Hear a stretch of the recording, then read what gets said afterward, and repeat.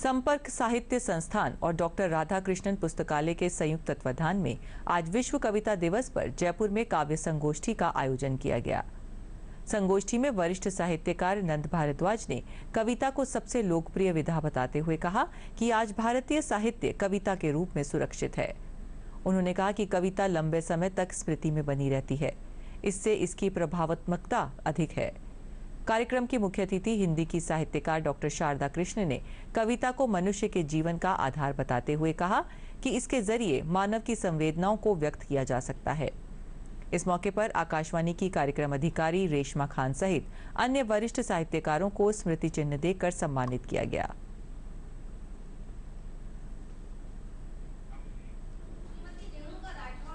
कविता एक ऐसी विधा है जो भारतीय भाषाओं में और दुनिया की दूसरी भाषाओं में सबसे लोकप्रिय विधा रही है। यहाँ तक कि हमारा जो भारतीय साहित्य है वो सब कविता के फॉर्म में ही सुरक्षित रहा है।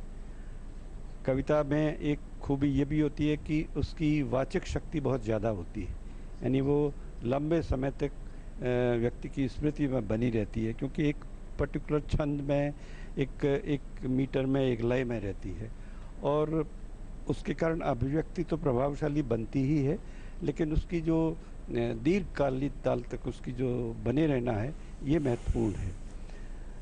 कविता अब उस तरह के फॉर्म की या उस तरह की जो प्रक्रियाएं थी उसकी मोहताज नहीं रह गई है, बल्कि अब जब से प्रकाशन सुविधाओं का विकास हुआ है वो हर बात जो संवेदनशील व्यक्ति के मन में पैदा होती है और संवेदनशील ढंग से अभिव्यक्त होती है, कविता विश्व कविता के रूप में भी जो लोग दुनिया भर में करते हैं वो इस बात का ख्याल रखते हैं और बहुत सारे ऐसे संगठन भी बने हुए हैं जो कविता को उस तरह से प्रमोट करते हैं। विश्व कविता दिवस पर सबसे पहले तो मैं ये कहूँगी कि कविता मनुष्य के जीवन का आधार है।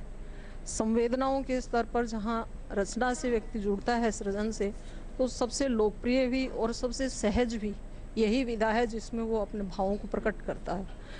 कविता हमारे जीवन के शुरू के राग से जुड़ी हुई है। जितने भी हमारे काव्य जो आज कालजयी हैं वो सब कविता में हैं।